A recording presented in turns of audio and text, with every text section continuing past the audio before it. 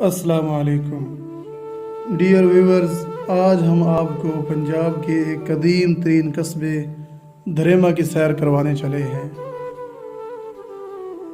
یہ خوبصورت اور قدیم قصبہ سرگودا کے مغرب میں 13 کلومیٹر کی مسافت پر واقع ہے۔ ناظرین، راستے میں جھال چکیاں سے گزر ہوتا ہے۔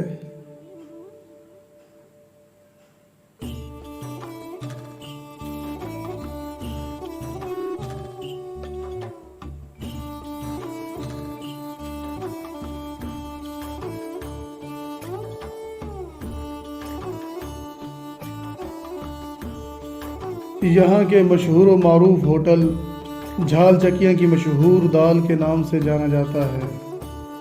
اس ہوٹل کی دال کے چرچے ملک کے طول و عرض میں سنائی دیے جاتے ہیں۔ ویسے تو اس کے تمام کھانے اپنی مثال آپ ہیں، مگر اس ہوٹل کی تیار شدہ دال کا کوئی ثانی نہیں ہے۔ یہ دال دیسی گھی سے تیار کی جاتی ہے، اور جب مہمان کے سامنے گرما گرم روٹی کے ساتھ یہ لذیذ دال پیش کی جاتی ہے تو کھانے والا دنیا کے تمام ذائقوں کو ایک طرف بھول کر اس کے سحر میں مسحور ہو کر اس کے گن گانے لگ جاتا ہے۔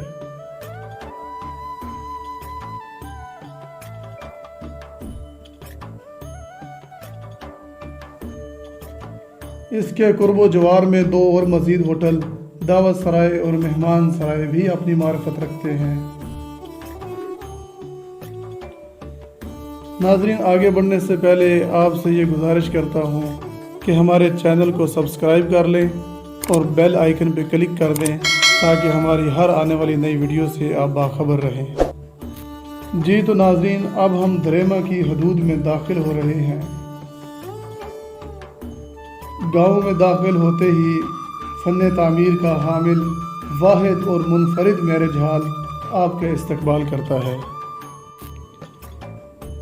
ذرا آگے بڑھتے ہوئے سڑک کے دائیں جانب ایک جانوروں کا ہسپتال ہے۔ کچھ عرصہ قبل تک اس ہسپتال کی جگہ پر شیر شاہ سوری کے دور حکومت سے قائم شدہ تقریباً 500 سال پرانا ایک سرائے ہوا کرتا تھا، جو کہ ثبوت دیتا ہے کہ یہ گاؤں 500 سال سے بھی پرانا ہے۔ اب ہم دھریما کے لاری اڈے سے اس کے مین بازار میں داخل ہوتے ہیں۔ اس بازار نے گزشتہ چند برسوں سے کافی ترقی کی ہے۔ اب یہ بازار اہل دھریما اور اس کے مضافات کے لیے ایک اہم تجارتی مرکز کی حیثیت رکھتا ہے۔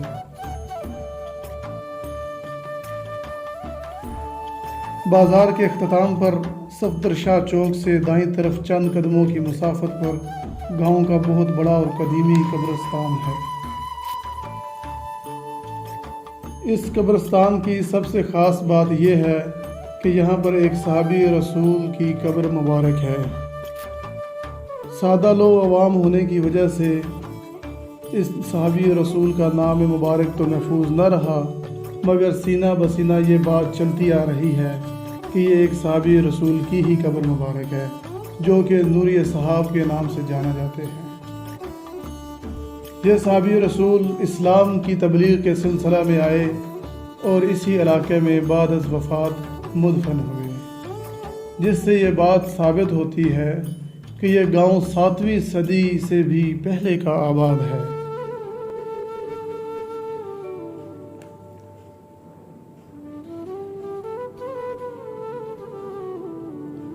اسی قبرستان کے ساتھ ہی ایک چوک ہے جو کہ صحابی رسول کے مزار سے منسوب ہو کر نوری اصحاب چوک کے نام سے مشہور ہے،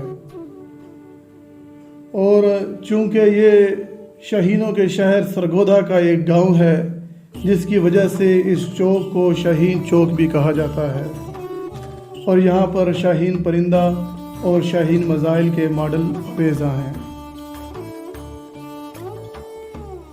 اس چوک میں برسوں سے آباد ایک ملنگ شیر علی رہتا ہے، جو کہ اس چوک کی پہچان ہے۔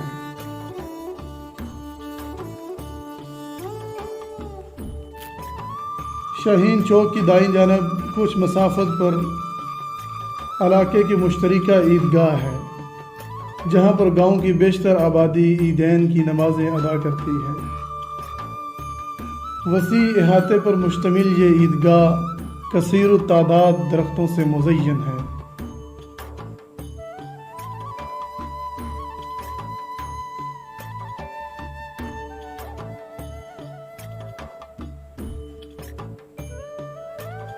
سرسبز و شاداب لہلہاتے خوبصورت اور پرکشش کھیت اور وسیع و عریض زرخیز زرعی زمینیں اپنے قدیم پنجابی تہذیب و ثقافت کی ترجمانی کرتے ہوئے یہ دریمہ کی ایک الگ پہچان رکھتے ہیں۔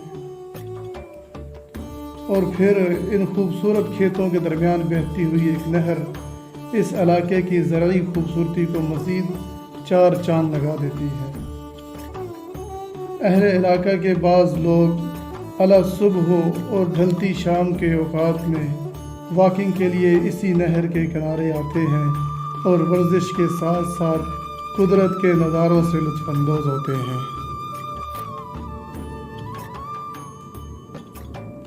جون جولائی کی سخت گرمی ہو یا رمضان المبارک کے روزوں کی شدت ہو تو اہل علاقہ کے جوان اسی نہر میں نہاتے ہیں اور لطف اندوز ہوتے ہیں۔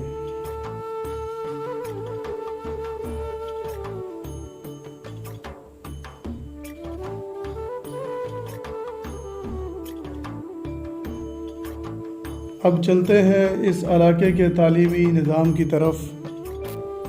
حکومت پاکستان نے اہل علاقے کی تعلیم و تربیت کے لیے یہاں پر ہائی اسکول کو ہائر سیکنڈری اسکول کا درجہ دے دیا ہے اور بچے یہاں پر انٹرمیڈیٹ تک تعلیم حاصل کر سکتے ہیں۔ اس کے علاوہ دیگر پرائیویٹ اور سرکاری اسکولز بھی ہیں جہاں بچے اپنے تعلیمی زیور سے آراستہ ہوتے ہیں۔ انہی سکولوں نے عالمی شہرت یافتہ خورشید عالم گوہر جیسے گوہر پیدا کیے ہیں جن کے ہاتھوں سے سونے کے پانی سے لکھے ہوئے قرآن مجید آج بھی فیصل مسجد کی زینت ہے۔ اس کے علاوہ علاقے میں ماشاءاللہ کثیر و تعداد مساجد و مدارس بھی موجود ہیں۔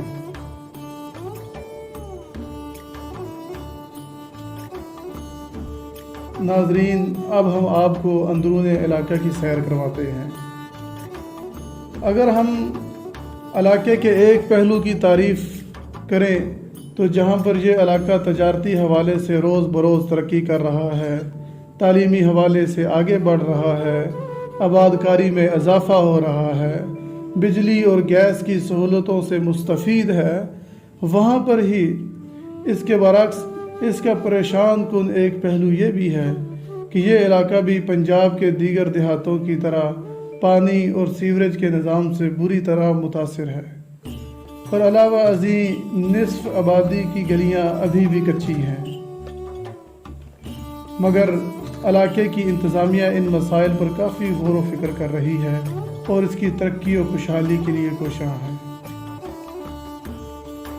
میں جب بھی گاؤں کی ان تنگ اور قدیم گلیوں سے گزرتا ہوں تو بچپن کے سنہری لمحات یاد آ جاتے ہیں۔ انہی گلیوں کی آغوش میں کبھی بھاگتے تھے، دوڑتے تھے، اچھلتے تھے، کھیلتے اور کودتے تھے، مگر آج ٹائم کے گزرنے کے ساتھ ساتھ وقت کے تھپیڑوں نے بچپن کی تمام وہ شرارتیں، وہ ہنسیاں، وہ مذاق شاید چھین ہی لیے ہیں۔ ناظرین، اگر اس کے متعلق تمہارے پاس کوئی اور معلومات ہوں تو ہمیں کمنٹ سیکشن میں لازمی بتانا۔ انہی تنگ گلیوں سے گزرتے ہوئے اب ہم آپ کو لے چلتے ہیں ایک ولی اللہ حضرت حبیب سلطان نانگا سرکار رحمۃ اللہ علیہ کے مزار پر۔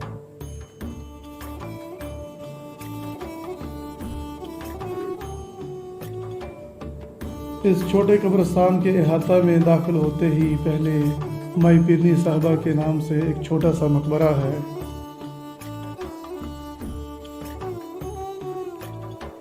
ناظرین، اس قبرستان میں چونکہ ایک ولی اللہ حضرت حبیب سلطان رحمۃ اللہ علیہ کا مزار ہے تو اسی مناسبت سے یہ قبرستان تدفین کے لحاظ سے صرف ان کی اولاد یعنی نگیانہ فیملی کے لیے ہی مخصوص ہے۔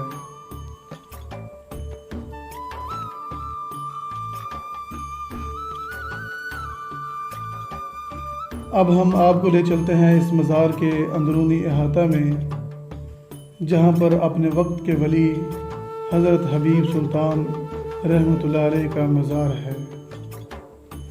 مزار کے احاطہ میں ان کے قریبی مرید اور ان کی اولاد مدفن ہے۔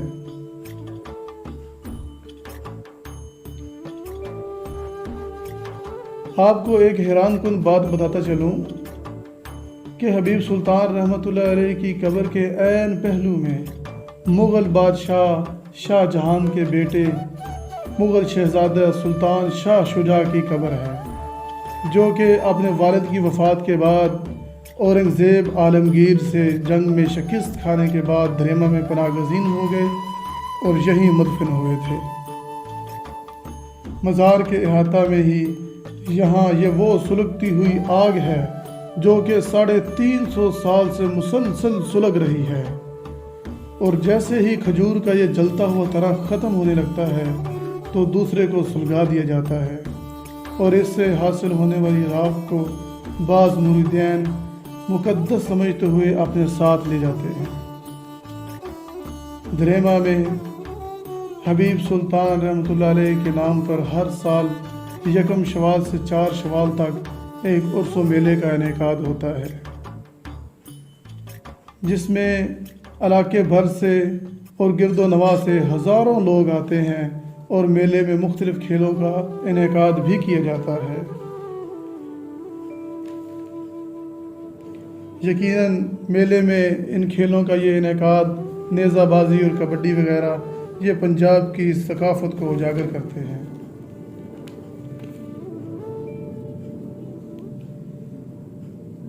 ناظرین، آخر میں ہم آپ کو دریمہ کی مشہور سوغات سوہن حلوہ کے نام سے متعارف کرواتے ہیں۔ سوہن حلوہ یہ دریمہ کی ایک مشہور سوغات ہے، جو کہ اس علاقے کی ایک خاص پہچان بھی رکھتی ہے۔ ارد گرد سے آنے والے لوگ جب بھی دریمہ کا وزٹ کرتے ہیں تو اس سوغات کو لازمی اپنے ساتھ لے کے جاتے ہیں۔ اسی کے ساتھ ہی آپ مجھے اجازت دیں۔ اللہ نگہبان۔